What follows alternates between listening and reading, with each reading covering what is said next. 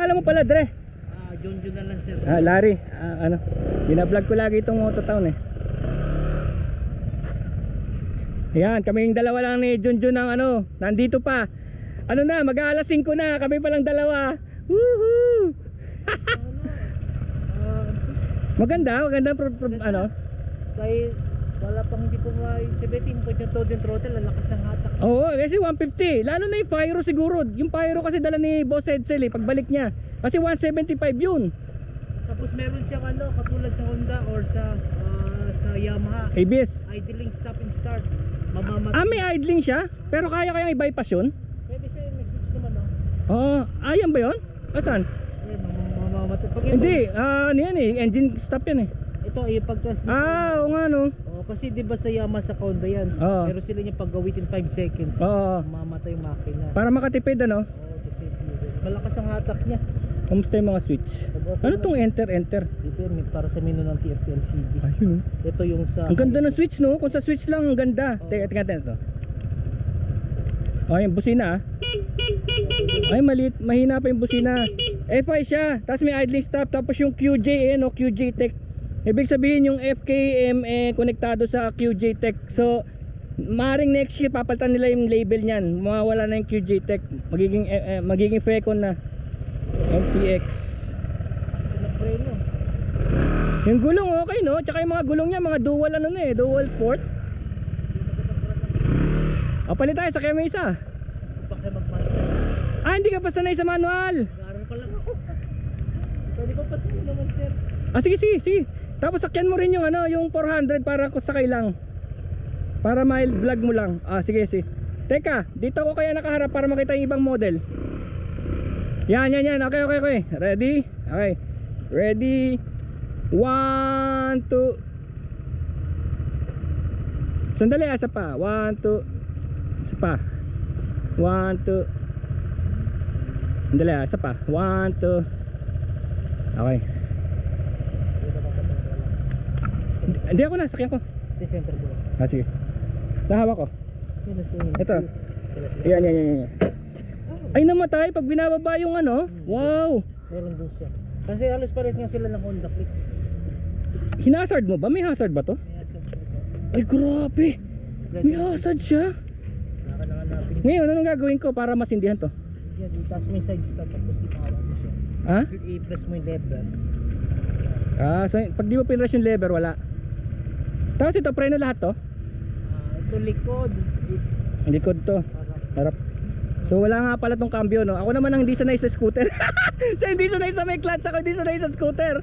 My God. Pero alam ko ito maganda sa endurance kasi wala ka ng clutch problema. Ito maganda sa endurance talaga. Takbo ka lang ng takbo. Tsaka siguro kung tatakbo ka na 1,000 km siguro sanay ka na. Masasanay ka na sa kanya. Ang ganda, napaka smooth naman ito. Grabe naman to.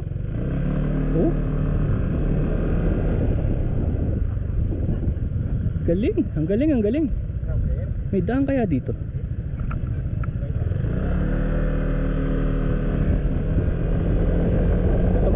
Automatic to, huwag kang magkakambyo, automatic to. CVT.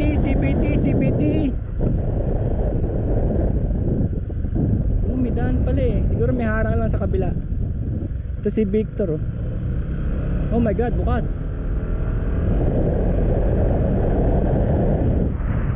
Victor! Parang may hagdan sa loob si Victor. Oh my God, sarap pala na scooter Wala ka nang iintindihin, andal ka kaya lang may delay ayun Tsaka yung engine brake, hindi mo kontrolado engine brake. Pero hindi siya stressful. Tapos may wind guard pa. Hindi siya nakaka-stress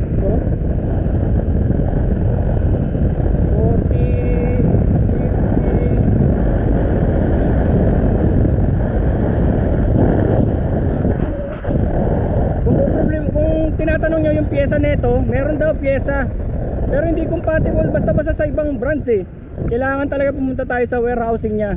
Yun ang ano nito, may pyesa siya.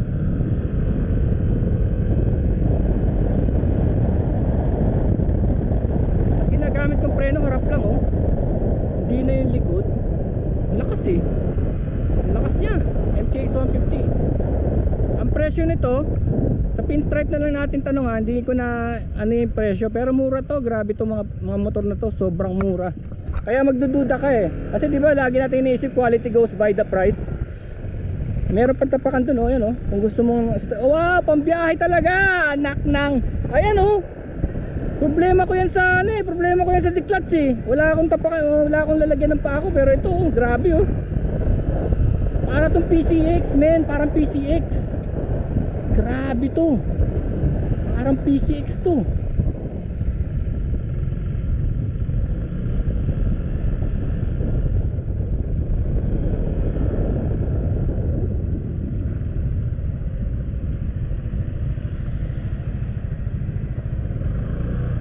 Tingnan natin, paikot-ikutin natin ha. Habang nandun yung camera, paikot-ikutin natin ha.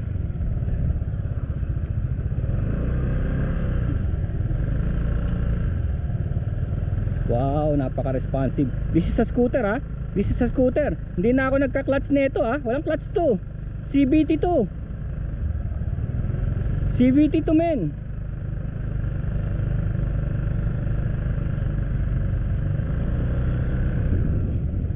Ayos, ang galing. Woo! Ang galing, ang sarap gamitin. Pang ano to, pang endurance to men. Pang endurance to. Grabe to. Hindi mo napapansin yung piga niya kahit konti. Kaya nga, tsaka tignan mo, pinaikot-ikot ko. Akala ko magaling lang umikot pagka may clutch ka. Ito walang clutch. Wow. Malakas ang harap. Wow. Paano ba ito papatayin? Dito? Ano mo na, baba mo na sides to. Ah, ganun. Pero kailangan mo pa rin patayin dito, no? Dito. Ayun. Ito seat. Ano seat? Ah, bubukas yung seat. Tignan natin yung seat ha. Fuel. Ay, kailangan buksan? Wala oh. Kailangan buksan? Eh, asa na susi nito? Ano to, remote control? Remote control. Oh my god. Boss, remote control to? Wala na susi? Wala na sa susi? Achilles! So magkano to, maalala mo kung magkano to? Nasa 135. 135, wow. Mami, secret ha. Secret compartment ha. Pero hindi nyo sinadya yan, nagkaroon lang. Ah, tinambak nyo lang dyan. Pwede pala maglagay ng ano doon, ng tubig o ano. Kasi may charger dito, alam ko may charger something. So ito yung gas. Dito rin. Kaya pala ibang endurider, tinatanggal mo na yung takip para hindi na pupindot dito. Diretso na. Kasi daw na gagamit yung battery. Pero ngayon ginawa lang ito. Ito yung ganda. Sit. Ganda nga eh. Kompleto, may start and stop system. Kasya helmet no, isa lang eh. Sa ganda ng quality oh. Hindi mo rin maano kung Baja o Honda o ano, Malaysia, Indonesia. Maganda quality ah. Pagka naglo-long ride ka, eh, marakasya na yung mga kahit ka na magdala ng ay, bag eh. nag-i-stand mag-isa? Wow. Ayan oh. Ayan oh. Lagay mo lang dyan eh. Nagamit mo lang sa kanan. Bigla akong nagkaroon ng interest sa scooter ah. Diba na pala scooter ngayon? Ganda ang remote niya. Ah, ayan ang remote. Ayan oh, tignan nyo ang ganda oh. Ito maganda malaki. So sa ganung presyo, magkano natipid nila kung papasok kung ang kalaban nito yung ibang brands no? Siguro mga 35. Nasa ganun sir. Sa lahat ng brand no, mga 35. Opo. Oo.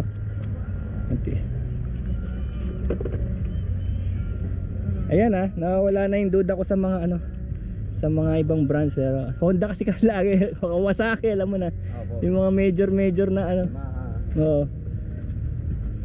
Ito bibilib ka, alam niya yung height ng Pilipino, 5'6", lapat ang paa namin sa lupa. Mga Asian height talaga eh. Ah, Alam mo yung mababa. oo, dapat ganun eh, kasi ganun market mo eh.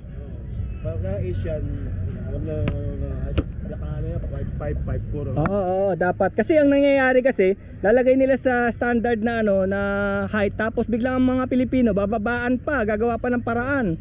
Chachap-chapin yung sa shocks, ganun pa, lalagyan pa. Adjustin pa yun. Oo, kaya nasisira yung original niyang dating. Eto, ewan ko lang, may narinig ako tug-tug-tug, ewan ko saan galing yun. Parang may play. Ay, hindi, wala naman.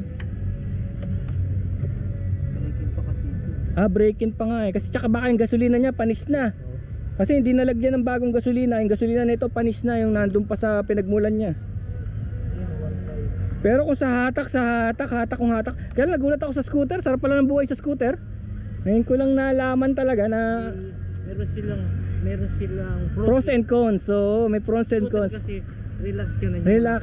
Yung pag-gear change mo is kaya nga CVT. CVT, oo. Depende sa speed. Oh. Siya na nag-adjust mismo. Ito kasi parang old school eh. Parang pakiramdam mo na doon ka sa panahon ng 60s na meron kang clutch na blood and guts, no? Talagang puro tornilyo, bakal, ganyan ang pakiramdam ng mga old school eh. Classic. Parang gusto mo maramdaman yun, mga gauge, hindi digital. Talagang maghihirap ka, di ba? Analog pa. Ewan ko, digital na yata ito eh. Ay, analog oh. Pero may digital, so analog with digital yan. Ano lang to, RPM lang to. Oo. Parang yung akin yung kinabit ko. Ano pa kaya pwede nating ano